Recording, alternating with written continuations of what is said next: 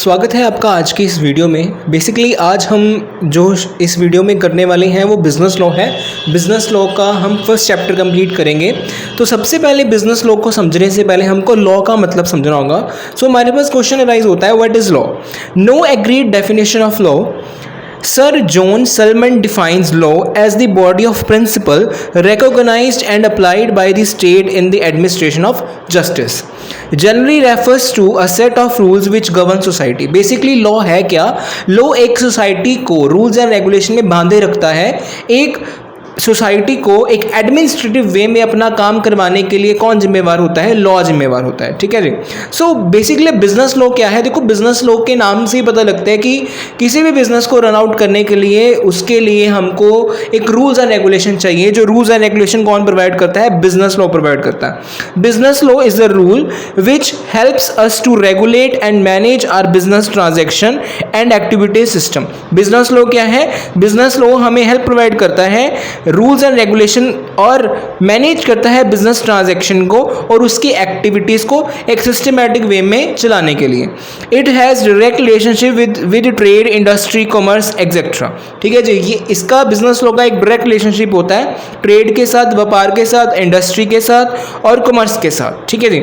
Next we have business law is applicable to both small and big business. Business law जो होगा, चाहे वो एक बड़े लेवल पर बिजनेस हो रहा है, चाहे वो छोटे लेवल पर बिजनेस हो रहा है, सबके लिए एप्लीकेबल होगा। Because of its broad coverage several branches of it and categorize to avoid confusion. ठीक है जी। बिजनेस लॉ का एक ब्रॉड दायरा होने के कारण इसमें जो कंफ्यूजन होती है वो बहुत ही ज़्यादा ना के बराबर है। ठीक है जी। मतलब हर एक लेवल का अपना अपना एक लॉ है, तो उसके लिए आपको उसके साथ ही रूल्स एंड रेगुलेशन मिलेंगे। ठीक है जी। कॉन्ट्रैक्ट लॉ है, सेल्स लॉ है, प्रॉपर्टी लॉ है, इंटेलेक्चुअल प्रॉपर्टी है, कंप्यूटर लॉ है, बैंकरप्ट लॉ है, टैक्स लॉ है। मतलब हर एक सेक्टर के लिए अपना अपना लॉ है, जिससे कंफ्यूजन नहीं होगा। मतलब कि ब्रॉड दायरा है इसका। ठीक है जी। What is business law? Definition पढ़ लेते हैं जी।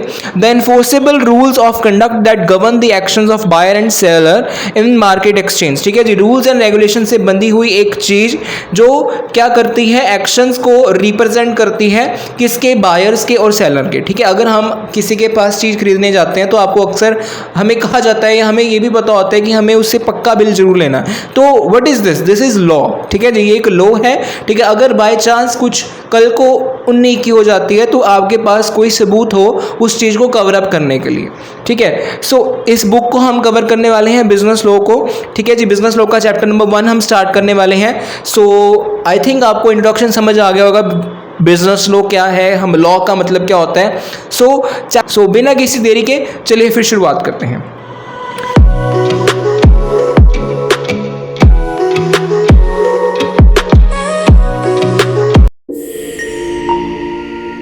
हमारे पास चैप्टर नंबर 1 में सबसे पहला टॉपिक आता है negotiable instrument meaning. In India the negotiable instrument act 1881 is responsible for governing negotiable instruments. ठीक है जी।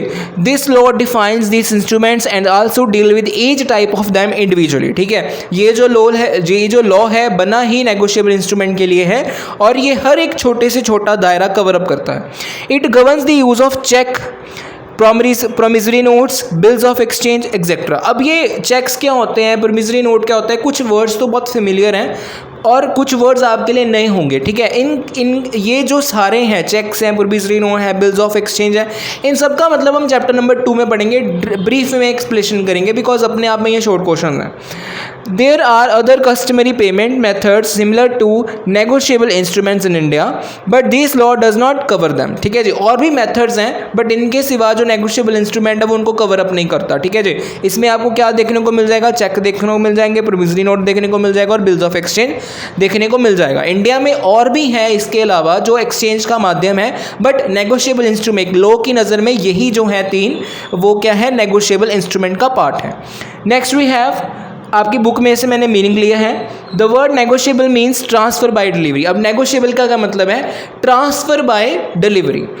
And the word instrument means written document. ठीक है जी। इंस्ट्रूमेंट का क्या मतलब होता है? रिटन डॉक्यूमेंट, कागजी और हाथ मतलब लिखा हुआ एक कागज। ठीक है जी। By which a right is credited in favour of some person, ठीक है, एक हक होता है जिसके बदले में एक व्यक्ति को दिया जाता है, ठीक है। Thus a negotiable instrument may be defined as a written promise, negotiable instrument क्या है कि रिटन प्रॉमिस है, और an order to pay money, एक माध्यम है मनी को पे करने का, which may be transfer from one person to another person, ठीक है जी, ये ट्रांसफ़र किया जाता है एक व्यक्ति से दूसरे व्यक्ति की ओर, ठीक है, as a substitute for money, ठीक है, किसके रूप के बदले पे किया जाता है, as a substitute of money. In simple words it is a piece of paper which entitles a person to a sum of money mention on it, ठीक है जी, and which is freely transferable from person to person, ये freely transfer होती है, इसकी रोक टोक नहीं है, इसकी कोई रिस्ट्रिक्शंस नहीं है, ठीक है। It may be transferred by mayor delivery और बाय एंडोर्समेंट और एंड डिलीवरी, ठीक है जी। सो नेगोशिएबल का मतलब हो गया और इंस्ट्रूमेंट का मतलब हो गया, नेगोशिएबल इंस्ट्रूमेंट का मतलब हो गया कि transfer by delivery is non as negotiable instrument and it is return, ठीक है जी, रिटन डॉक्यूमेंट, ठीक है। नेक्स्ट वी हैव इसका section definition also, section 13A negotiable instrument means a promissory note, bills of exchange, cheques payable either to order और to bearer, ठीक है जी, ये इसकी डेफिनेशन है, आप इसको लिख लें और रट लें because this is very important और ये आपको दिखेगा पेपर में, चाहे वो लॉन्ग क्वेश्चन का पार्ट हो चाहे अपने आप में एक शॉर्ट क्वेश्चन का पार्ट हो। Next we have instruments, feature, negotiable instrument के फीचर्स, पहला है टाइटल होता है जिसमें टाइम इज सर्टन होता है, कुछ टाइम पीरियड के लिए होता है, signed within document, signed written document sorry, page is certain, जिसको आप जिस व्यक्ति ने पे करना है उसका नाम बाकायदा लिखा हुआ होगा, यूजेज फ्लेक्सिबिलिटी, ठीक है जी, फ्लेक्सिबल है ये, ठीक है, इजीली ट्रांसफरेबल है, ठीक है। Next we have kinds of negotiable instrument, this is very important for your first chapter because आपको फर्स्ट चैप्टर में सिर्फ इसकी टाइप्स के बारे में बताना है, इसको एक्सप्लेन नहीं करना, ठीक है। Next we have negotiable instrument by statue, negotiable instrument by custom और यूजेज, ठीक है, promissory note, bills of exchange, cheque, negotiable instrument की टाइप है in the way of statue, ठीक है, statute. Next we have negotiable instrument by custom और usages, bank draft, pay orders, हिंडेज, delivery order, ये इसकी टाइप्स आ जाती हैं। Next we have very important topic, presumptions as to negotiable instruments. The Negotiable Instrument Act lays down a number of presumptions in a favor of negotiable instruments to facilitate proof of claim arising upon, ठीक है। Basically negotiable instrument क्या है, एक proof है कि आप इसको देकर claim ले सकते हो, ठीक है। So in other words it is accepted that these presumptions are present in every negotiable instrument unless otherwise proved. Section 118 provides the following presumptions. Consideration, देखो अगर आप लॉ पढ़ रहे हो तो आपको एक इम्पॉर्टेंट एस्पेक्ट को समझना होगा कि लॉ कंसिडरेशन के बिना कोई भी कॉन्ट्रैक्ट कंसिडरेशन के बिना माना ही नहीं जाएगा, ठीक है जी। अगर आप कोई भी सरकारी कागज़ देखते हो तो वहाँ पर अमाउंट मेंशन होना बहुत ही ज़्यादा ज़रूरी हो जाता है, ठीक है जी, इसके बिना वो एक कागज़ का टुकड़ा ही है। So consideration is part of every legal document, ठीक है। Every negotiable instrument is presumed to have been made, drawn, accepted, endorsed, negotiated और ट्रांसफर फॉर अ कंसिडरेशन, ठीक है जी। कोई भी लीगल डॉक्यूमेंट कंसिडरेशन के बिना क्या होगा, अनइम्पॉर्टेंट होगा। The presumptions of consideration, however, may be rebutted by proof that the instrument has been obtained from its lawful owner by means of fraud and undue influence or for an unlawful consideration, ठीक है जी। अगर honour को क्या करना है, claim करना है, वहाँ पर कंसिडरेशन मेंशन नहीं होगा तो वो एक क्या अनलॉफुल एक्टिविटी मानी जाएगी। Next we have date mention होगी, ठीक है। The instrument is presumed to be made और drawn on date appears on it unless the contrary is prove, ठीक है जी। डेट होना मेंशन है तभी वो क्या होगा, प्रूव्ड होगा। Next we have time of acceptance, किस टाइम पर एक्सेप्ट हुआ था।